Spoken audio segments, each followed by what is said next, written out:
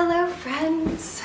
Oh, I know it's been a really long time since I uploaded and I want to apologize for that. I promise I have very good reason for not being here, and I know so many of you have been worried. I do just want to say thank you so much for your care and concern and love and support while I've been away. It's been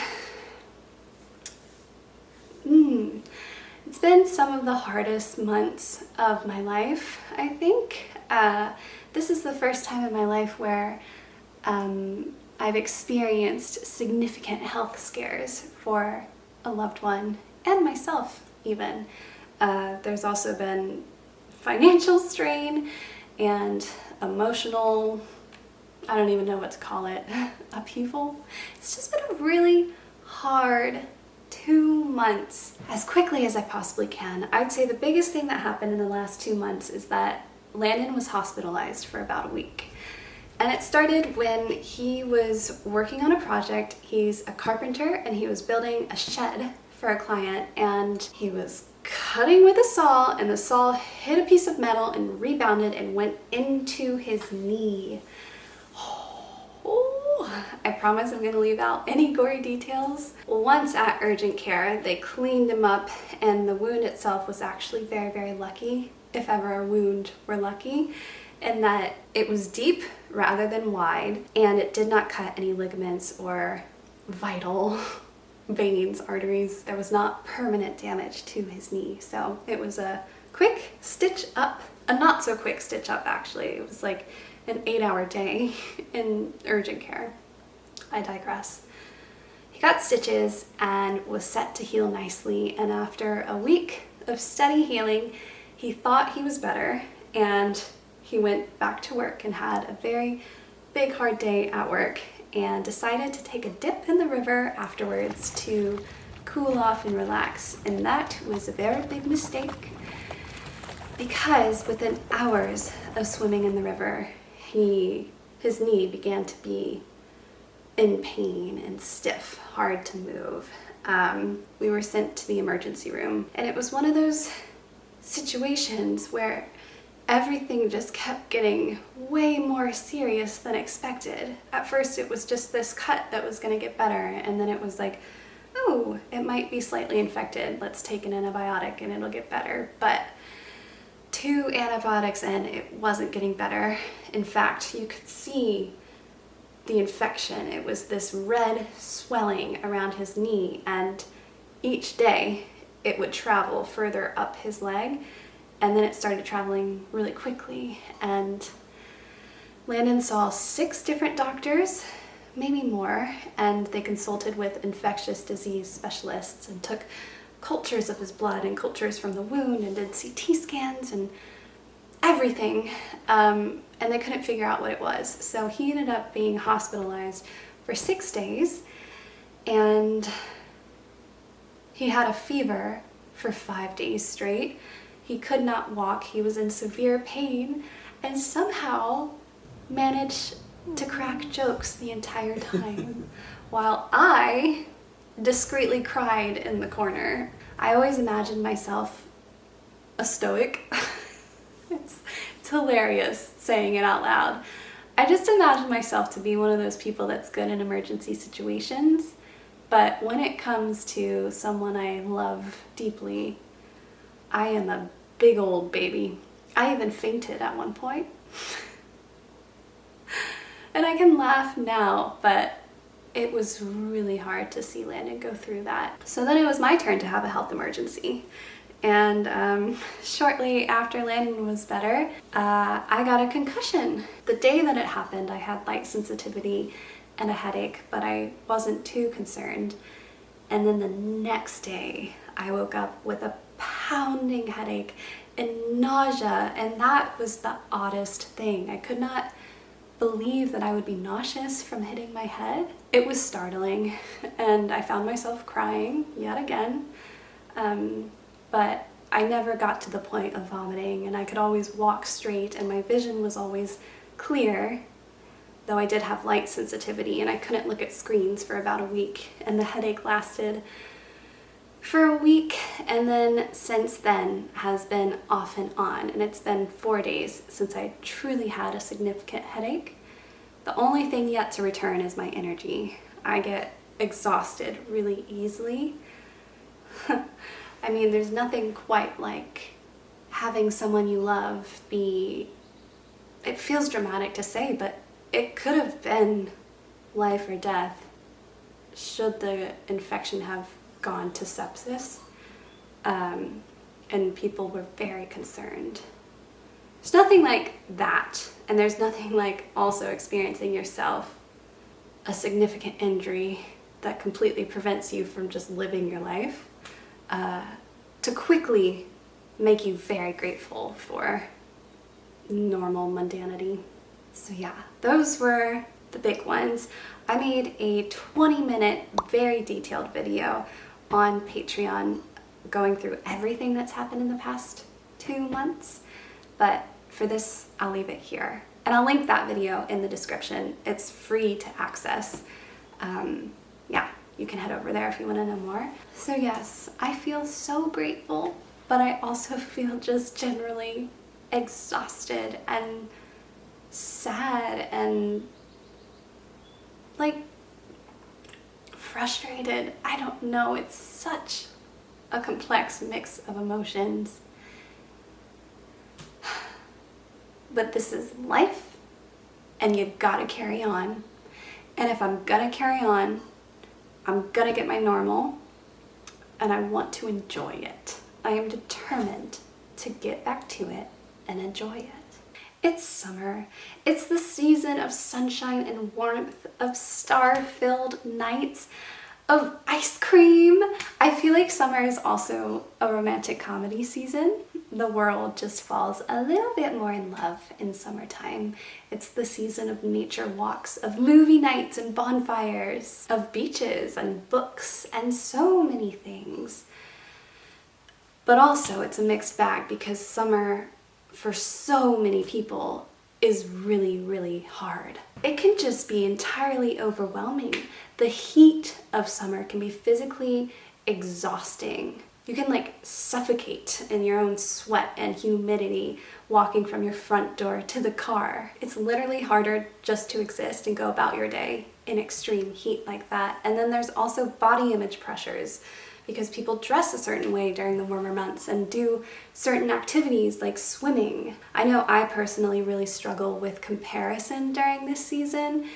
It just seems like everyone is doing grand things. I feel like summer is the time during which people go on big adventures and have big life moments, and I feel terrible. It's so sad to say, but I just feel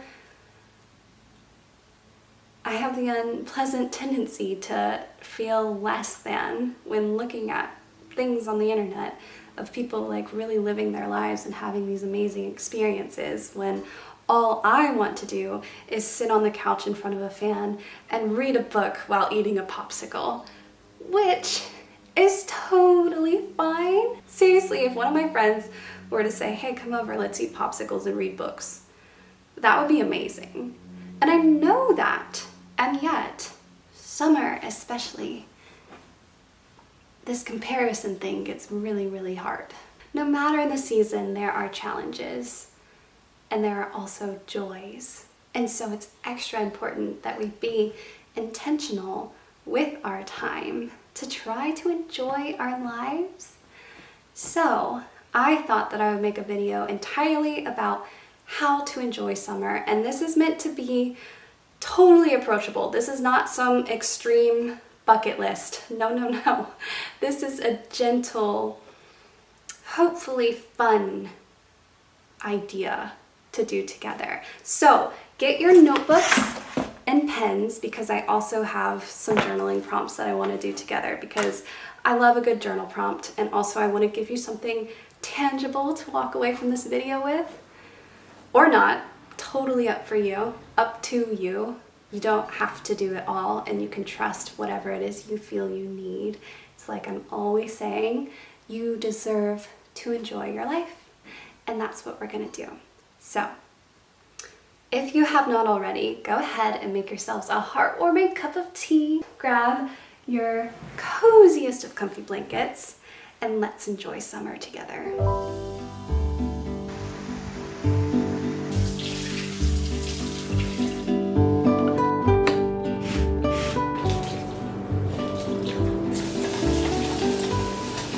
Such good slush. One of the ways I really like to enjoy different seasons is by doing something unique to that season and only allowing myself to do that thing during that season. There's a fly flying around. I'm sorry about the audio if you can hear it. But something I only enjoy doing during summer is drinking cold drinks. This is literally only enjoyable to me during the summer months. So something that I'm trying to do to enjoy summer more this year is to have something fun to drink. So today I wanted to try and make a Zesty Strawberry Slush.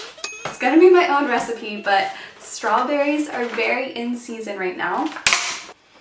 Oh, that smell. Yes, that smells like summer to me.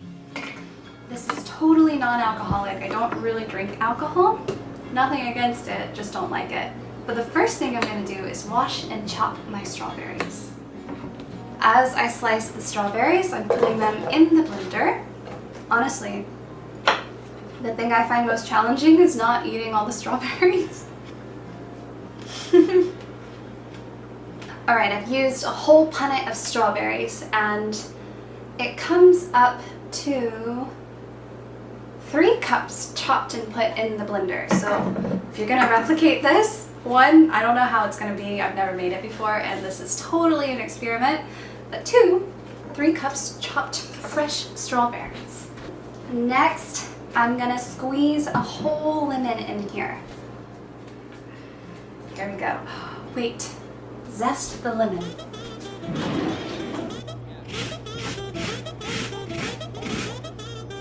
Lots and lots of zest. Mmm, smells so fresh.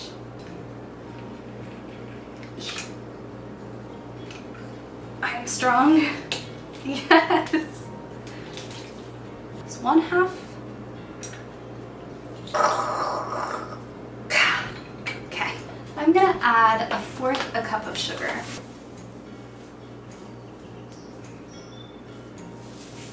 Go. Now for a can of sparkling water, which is 12 fluid ounces.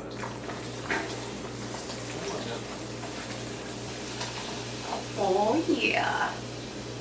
Lastly, I'm gonna add some ice cubes for that slushy consistency. I have a very old fridge that does not make ice, so we have to do it the old-fashioned way. Oh. Hi, Liam. Hi. It's cozy in here. I love cozy. Check this out. On our run, I found a letter opener, which is a great addition. No way! Yeah. What? I've been wanting a letter opener for so long. It's like a proper sharp little sword. It's a sword? It's cool. It's like tucked in there pretty tight. I'm scared. Will I cut myself? No. Here we go.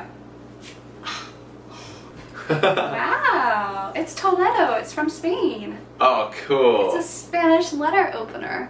Look at that. Let's see.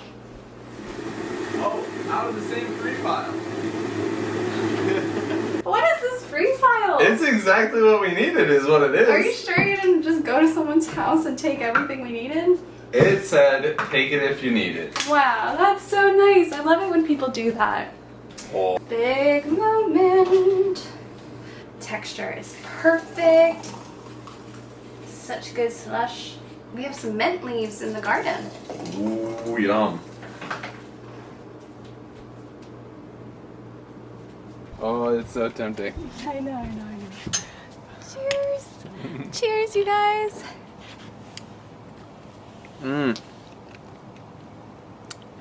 Seriously? This is like, I don't even know how to describe how good and zingy it is. Whoa, it tastes Like what you would get at a 7-Eleven, but better. Yeah, truly. Like none of the artificial, all of the zing. Yeah, it's just naturally flavored. Yum. 3 cups of strawberries, 1 squeezed lemon with 2 tablespoons of zest, 1/4 cup of sugar, and sparkling water. Awesome. Plus ice. Yeah, I guess the sparkling water is kind of what helps make it a little bit effervescent, like Effervescent. effervescent. Effervescent. Oh, a little bubbly. Bubbly, yeah. Well, you're welcome to keep enjoying it here, but if you don't want to, I'm going to go on to the next part of my video here. I'm gonna go over there Okay. in the sun for a second. Was that cool? So I can just watch you? This one is the most serious part of the video. What is it? An honest talk about romanticizing things.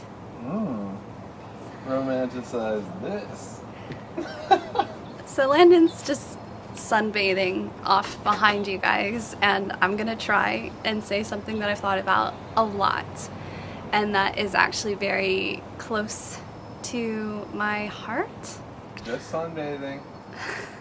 Ignore me. And I'm gonna try and do it without laughing because of Landon. As I mentioned earlier, especially during summer, I really struggle with self-comparison and that stealing my joy from my life experience. And what we see on the internet is not real.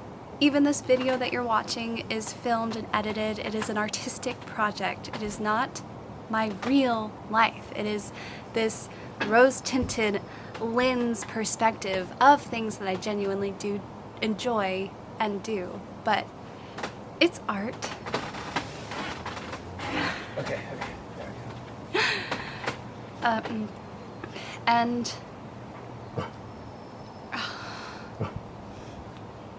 when I started making YouTube videos, I was real life. Yeah. When I started making YouTube videos, I wouldn't have said it at the time, but I was so desperate for love and validation, and at that time, my life was really, really hard.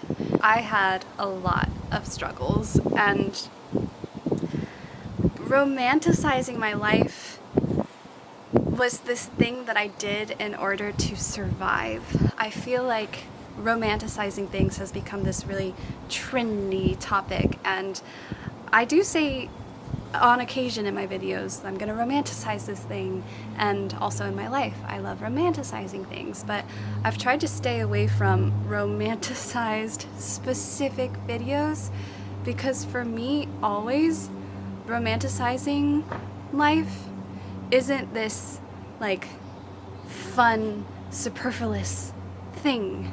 For me, it's literally been a way to survive.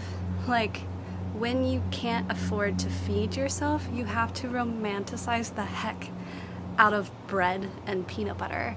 Or when you can't afford to buy new clothes, you romanticize secondhand shopping and sewing and mending, and those things are all really wonderful.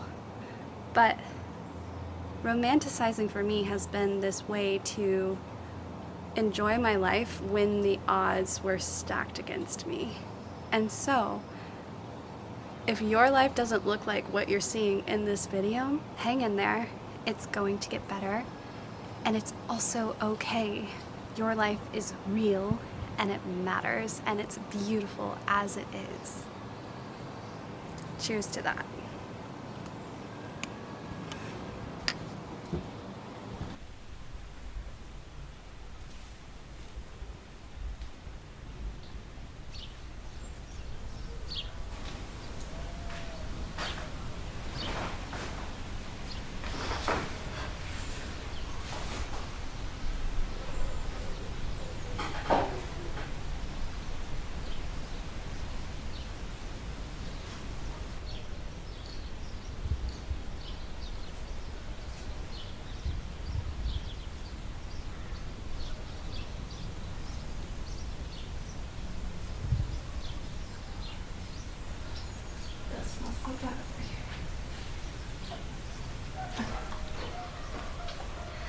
I was gonna sit in this chair, but as often happens, when I get my chairs ready, Rue takes it as an invitation to sit in them himself.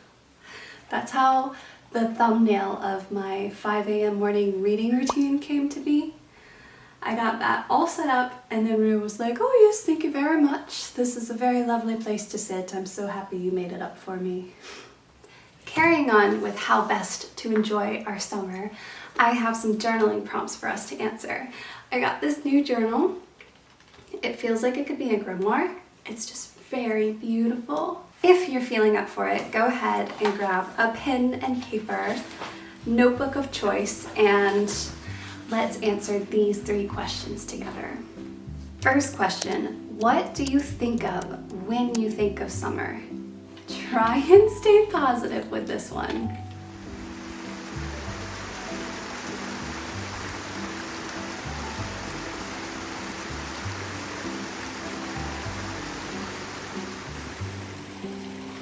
Second question, how do you want summer to feel? Or this summer, I want to feel.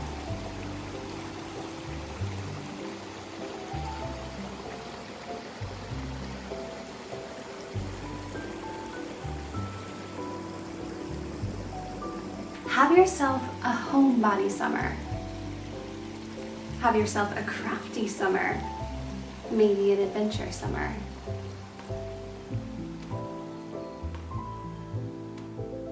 Maybe a book girl summer. I personally want summer to feel free. I am a free spirit nature girl this summer.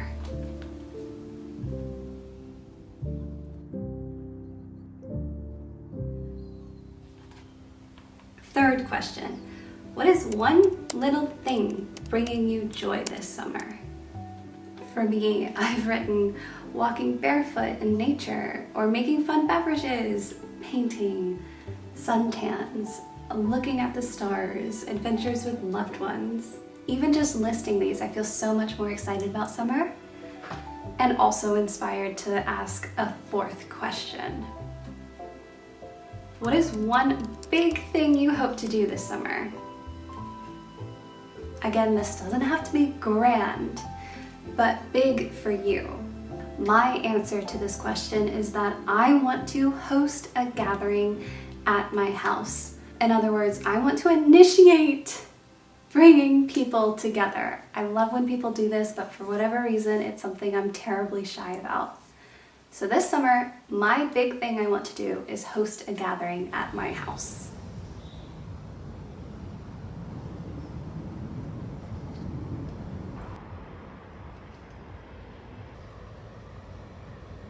Well done, us. Really, truly, because we did those journaling questions, we will have a better summer. I think anytime you really spend time thinking about something like that and asking yourself what it is you want, you will get what you want. It's like, I don't know, putting magic into the world. I believe that you and I can have the summer of our dreams.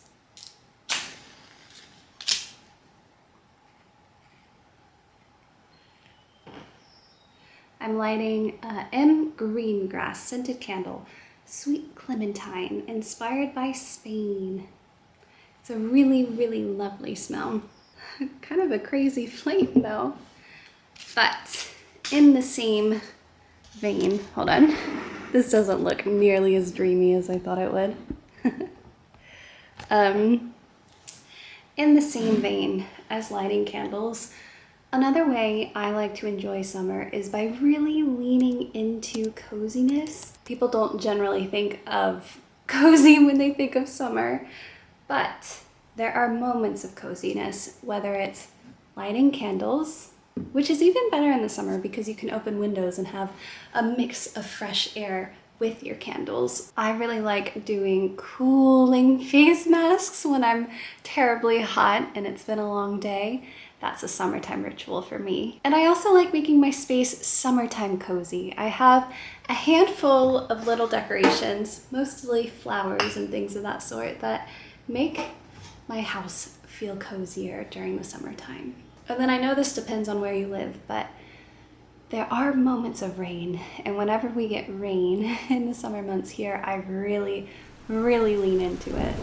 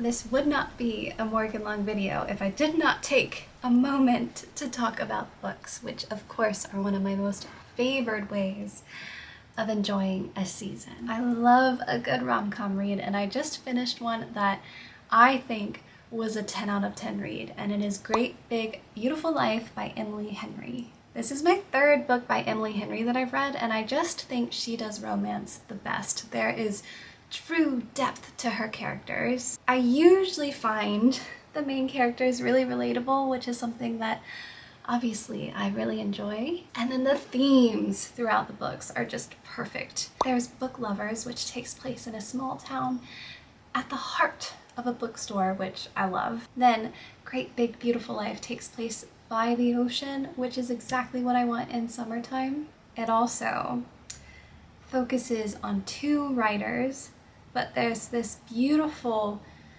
woven in between narrative about an older woman and the kind of amazing life she's lived, and there's a bit of mystery in this life, and the two writers are working not necessarily together, but they're gradually trying to piece together the mysteries of this older woman's life, and I just love that added element. I think it just adds this extra interesting layer. And as I've mentioned many times, for whatever reason, I love a good older lady trope, which I think is a common theme in the books that I have to recommend. So, Great Big Beautiful Life by Emily Henry, spectacular. If you're craving a non-rom-com, I have the summer book. Oh, I'm totally gonna mispronounce her name. Is it Tove Jansson? Tove Jansson? This is a compilation of short stories about a grandmother and her granddaughter who live on an island off the coast of Finland, I believe, and they bicker and joke and totally understand each other, and it's absolutely hilarious and totally heartwarming. Really good, quick read to dip in and out of over the course of summer. I did finish A Secret Cornish Summer by Philippa Ashley. Again, takes place by the sea. Main character runs her own business, which I love, and the romance element is there, but it's not the entire focus of the story. I'd say this story is more focused on the main character and her endeavors to build her dream life. There's also a really lovely 90-year-old woman who is kind of like the heart of the story. And it's 24/7. It's 24/7. Ow! I got too excited. Oh, that actually really hurt. I hope it was funny. another bonus point for taking place by the sea. A book that I'm really looking forward to reading this summer, and that I just read the first few pages of, is The Shell Seekers by Rosamund Pilcher. I read and loved Winter Solstice by Rosamund Pilcher. It is one of my all-time favorite books. I so highly recommend it for a winter read. I haven't read this yet, so I don't know if I recommend it, but I do have high hopes. It was published in 1987, so I don't know how well it's aged. There were elements in Winter Solstice that didn't age well, but we have grace for books published in the past, you know. But Rosamund Pilcher does such a good job at painting cozy pictures, writing cozy scenes, and usually her stories take place across multiple characters, and that looks like it's going to be the case in this book. So every single chapter is titled the name of a different person, and I think all their stories will somehow connect. And usually the chapters are fairly long, like a minimum of 20 pages, sometimes 50 or more, and I really like it. Again, it's one of those books that I can dip into and out of, hopefully, over the course of summer. This is what I will be reading.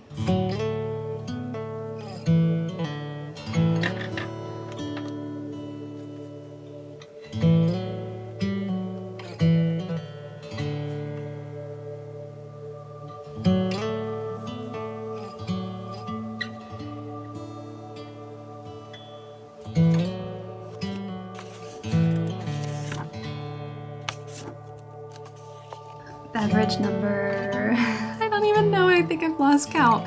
I think it's number 5. This is a peppermint chocolate green tea, and it's divine. It's also now kind of cold because I made it a while ago. Another way I like to add a bit more magic and whimsy to my summer is through crafts. I'm creative in my nature, and I really enjoy time spent making something with my hands. I'm not necessarily the best at crafting, but I have fun doing it. And things that I've done in the past that I loved are a sunrise sunset jar. I found an old bottle at an antique store, and I bought these really beautiful beads that reminded me of the sunrise or the sunset, or on special occasions, really starry nights. And I tried to collect as many sunrises and sunsets over the course of summer as possible. It made it feel like when I saw the sunset, I was living my best life. I became excited to get outside, to just witness the sun come up or go down, and it made it just feel so much more magical. I've hung clouds above my desk. I've tried scrapbooking, love it, but never am I ever consistent with it. And then perhaps most obviously, I am an artist, and I really love painting and drawing and using physical mediums to make art inspired by summer. I've actually been working my way through this book, 15-Minute Drawing. Let me see if I can get it. I am so nearly finished. This black bookmark is where I am. I bought it at the end of last year, and it's so nice. I 10 out of 10 recommend this. All you need are markers and colored pencils, and it's 15-minute drawing prompts. But what's great about this book is that she outlines exactly how to do the drawing. In the back of the book, there's literally an area that you can trace for each prompt. If you're really nervous about drawing, you can trace it and then color it in yourself. And this has just been a really great, relaxing, bright, colorful thing to do. And now we're right back where we started, and I have talked so much during this video.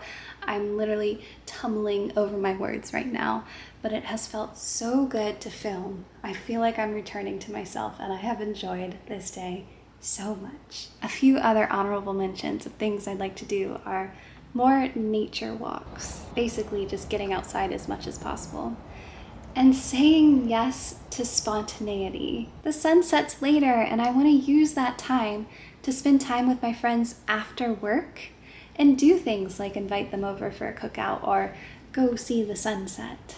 go see a late night movie at the movie theater. I want to do these things. Those are the moments that make life feel good, I think.